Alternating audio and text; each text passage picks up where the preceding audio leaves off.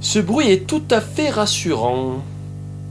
Et salut, amis bidouilleurs et bidouilleuses. Pour fondre ou souder du métal, il y a des tonnes de techniques possibles. Par exemple, on peut fondre par frottement. Oui, ça existe, hein, c'est une méthode de soudure assez badass, je vous laisse juger par vous-même. On a une pointe qui s'enfonce entre les deux pièces à souder en fondant le métal par frottement. Et en avançant, le métal fondu des deux pièces est mélangé. Le résultat est quand même ultra propre. Nous, ce qui nous intéresse ici, c'est la méthode dite de la soudure résistive. Quand vous faites passer de l'électricité dans un conducteur, il chauffe. Et ce phénomène, c'est l'effet Joule. Même les câbles électriques d'une rallonge ou les câbles qui passent dans les murs de votre maison dissipent de la chaleur. Alors c'est très peu, parce que leur résistance est très faible, mais ils en dissipent quand même. Parce qu'un conducteur électrique a forcément une résistance. Elle est exprimée en ohm et notée R. Pour un câble électrique, sa résistance dépend de son diamètre et de sa longueur. Plus le diamètre est gros, plus la résistance sera basse. L'effet Joule se calcule via la formule P égale RI carré. La puissance dissipée par l'élément conducteur, exprimée en watts, est égale à la résistance fois l'intensité au carré. Donc si je fais passer 1 ampère dans une résistance de 1 ohm, je vais avoir 1 watt de puissance dissipée en chaleur. Si je fais passer 2 ampères dans une résistance de 1 ohm,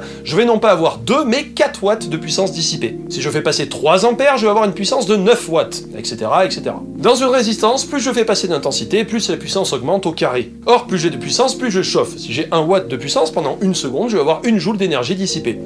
Merci le système international. Et si mon élément conducteur dissipe une puissance trop importante pendant trop longtemps, soit il va prendre feu, soit il va fondre. Ça dépend de quoi il est constitué. Bon, normalement, à partir de ce moment-là, vous voyez où je veux en venir. Le but, ça va être d'avoir une intensité démesurément élevée pour avoir une puissance par effet Joule la plus haute possible, et donc monter mon bout de métal à 900 ou 1000 degrés. Et pour obtenir ce résultat, je vais faire un court-circuit en calant mon bout de métal entre la phase et le neutre. Ok, vous savez sans doute que les courts-circuits, c'est pas bien. Pourquoi? Eh bien parce que je crée une liaison directe entre la phase et le neutre, ou entre le plus et le moins si je suis en courant continu. Prenons l'exemple d'un court-circuit sur une prise de maison. Pris d'une envie suicidaire, je branche ce câble directement entre les deux trous de la prise. Mon circuit se résume donc à ça, une source de tension avec une résistance très faible, celle des câbles électriques. Mon intensité sera égale à 230 volts divisé par la résistance des câbles. Alors je viens de me rendre compte que j'étais un petit peu trop ambitieux, parce que calculer un courant de court-circuit, c'est pas si évident que ça. En réalité, il faudrait que je connaisse la résistance, ou plutôt l'impédance des câbles qu'il y a jusqu'au transformateur EDF. Alors, je sais qu'il existe des ABAC, des normes pour calculer ça, mais honnêtement, j'ai pas envie de me casser la tête en lisant des tonnes de catalogues de normes, etc. Dites-vous juste que R, ou plutôt Z pour être exact, mais bon ça c'est une autre histoire, est très faible et donc l'intensité sera très élevée, aux alentours d'1 millier d'ampères. Le souci, c'est que les câbles de ma prise, mon tableau électrique et les câbles de l'immeuble entier ne sont pas prévus pour une intensité aussi énorme. À ce moment-là, j'ai deux scénarios possibles. Le premier, c'est qu'il n'y a pas de protection électrique. Les câbles dans les murs se mettent à fondre et très vite un incendie se déclare dans l'appartement. La moitié de l'immeuble part en cendres avant que les pompiers n'arrivent à maîtriser l'incendie. Et je dois porter sur ma conscience la mort de 4 personnes et de 3 chatons pour le restant de ma vie. 2 ans plus tard, je n'arrive toujours pas à dormir. Je me réveille en sueur, je fais plusieurs tentatives de suicide. Tout le monde s'est désabonné de ma chaîne YouTube. Je finis par errer seul dans la nuit en quête de repentance. Une secte profite alors de mon état de faiblesse pour me soutirer le peu d'argent qui me reste.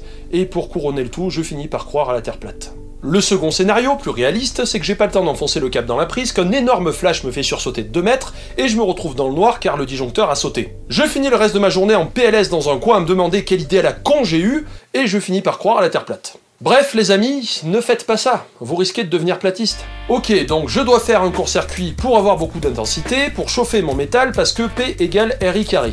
Mais je peux pas faire ça avec une prise de courant classique. Il va falloir trouver autre chose. Un transformateur, c'est 2 bobines, ou plus, enroulées autour d'un noyau en fer feuilleté. C'est des fines plaques collées les unes aux autres parce que ça permet de faire circuler plus facilement le flux magnétique. L'idée est relativement simple. De chaque côté, j'ai une bobine, c'est-à-dire du fil enroulé un certain nombre de fois autour du noyau. On parle aussi de spire. Une spire, c'est un tour de fil, et une bobine est composée d'un certain nombre de spires. Quand je crée une bobine et que je fais passer du courant dedans, je crée un champ électromagnétique. Je crée un aimant, pour faire simple. Le truc, c'est que si je fais l'inverse, c'est-à-dire que je mets une bobine dans un champ électromagnétique variable, alors on va avoir un courant qui va passer dans cette bobine. Du coup, l'idée du transformateur, c'est de transférer de l'énergie de la bobine 1, qu'on appelle enroulement primaire, vers la bobine 2, qu'on appelle enroulement secondaire. La bobine 1 crée un champ électromagnétique variable, qui est canalisé par le noyau et qui est récupéré, avec des gros guillemets, par l'enroulement secondaire. Petite note au passage, je parle de champ électromagnétique variable, c'est-à-dire qu'il faut forcément alimenter le transformateur avec un courant alternatif. Si vous essayez de l'alimenter avec du courant continu, ça va pas marcher.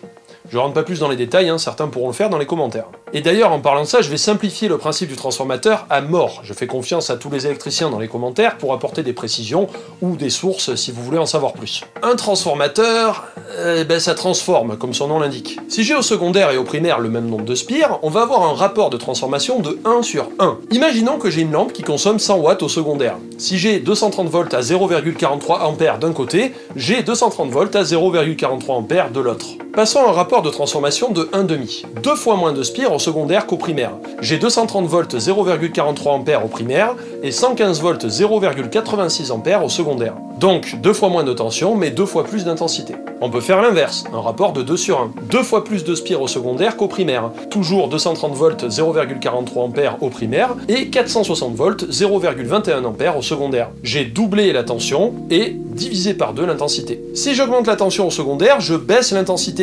Et si je baisse la tension au secondaire, j'augmente l'intensité. Le transformateur transforme, comme son nom l'indique, il sert juste à augmenter ou à baisser la tension et inversement pour l'intensité. Et bien sûr, je parle d'un transformateur idéal sur une charge purement résistive.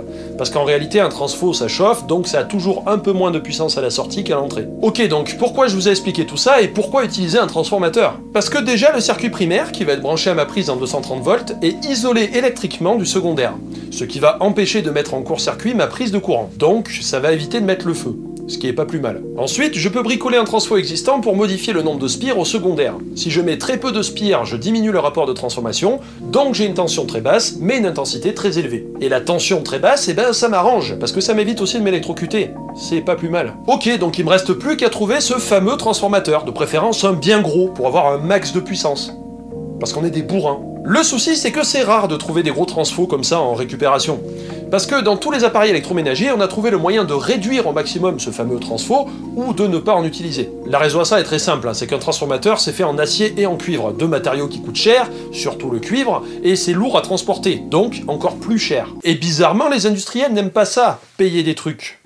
Du coup, il y a un seul appareil commun dans lequel on trouve des gros transformateurs, parce qu'il n'y a pas trop le choix, c'est les fours micro-ondes. On peut faire plein de trucs avec un four micro-ondes. Dans un four micro-ondes, ici j'ai récupéré le transformateur d'un four micro-ondes de 900 watts, le secondaire est à 2500 volts, et le rapport de transformation est donc d'environ 10. Sur le transformateur, on reconnaît bien l'enroulement secondaire parce qu'il a des fils plus fins et on voit qu'il a plus de spires. Moi et mes spires, on va venir te trouver.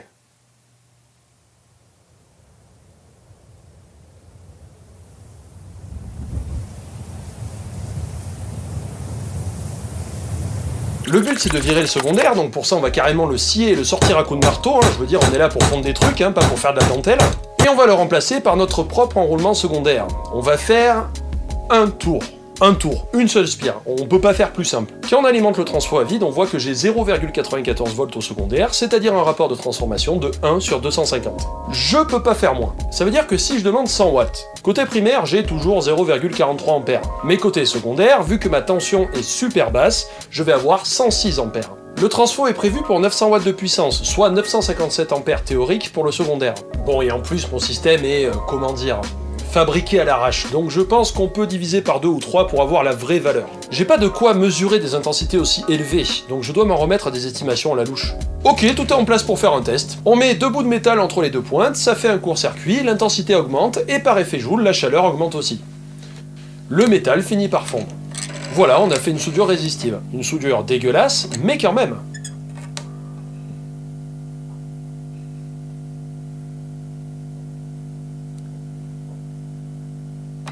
Alors un problème que j'ai sur cette soudeuse par points, c'est que ma spire en cuivre doit être la plus grosse possible pour diminuer au maximum sa résistance. Sur une soudeuse par points, l'enroulement secondaire, c'est-à-dire le gros câble en cuivre qui fait la spire là, doit être le plus gros possible pour diminuer au maximum sa résistance. Le souci, c'est que quand j'ai fabriqué ma soudeuse par points à l'époque, trouver des grosses sections de cuivre, c'est relativement difficile.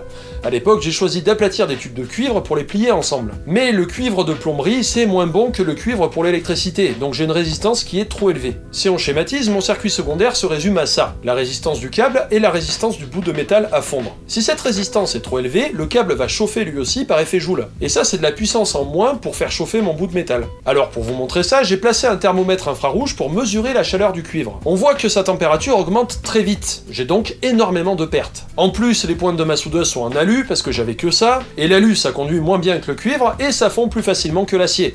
Donc elles sont défoncées à force d'utilisation. Bon ok, mon montage il est pas top, mais bon ça suffit à vous expliquer le phénomène. Et puis c'est sympa à fabriquer. On comprend qu'on appelle ce genre d'engin une soudeuse par point. On va souder en un point précis le métal à l'aide d'une bonne grosse intensité des familles. C'est une technique pas mal utilisée dans l'industrie pour souder des matériaux de faible épaisseur. Bon après vous devinez bien que c'est pas un vieux transformateur micro-ondes qui est utilisé, mais du matos un poil plus costaud. On peut monter jusqu'à plusieurs milliers d'ampères, voire même plusieurs dizaines de milliers d'ampères qui se font par cycle. En gros la machine envoie plusieurs impulsions de quelques centièmes de seconde. Et il y a un truc en plus qui joue, c'est la force de l'électrode appliquée sur le métal. Ce genre de machine peut compresser le métal avec une force de plusieurs centaines de kilos. Ok, mon montage il est loin d'être optimisé en fait. Du coup, cette technique est utilisée aussi pour faire des soudures linéaires avec des roues qui écrasent le métal, ou encore ce truc absolument génial qui soude des boulons directement sur le métal. Je veux ça! Alors peut-être un jour, quand j'aurai plus de place, quand j'aurai un vrai atelier où je peux vraiment travailler l'acier, je construirai un nouvel engin mieux fait. Si vous voulez en fabriquer un, il y a des tonnes d'exemples sur le net, hein. Cherchez Spot Welding. Et d'ailleurs, si vous en avez déjà fabriqué un, ou si cette vidéo vous a donné envie d'en fabriquer un, eh ben n'hésitez pas à envoyer des photos sur Twitter, je serais vraiment ravi de voir ça. En attendant, je vous dis à une prochaine, amis bidouilleurs et bidouilleuses.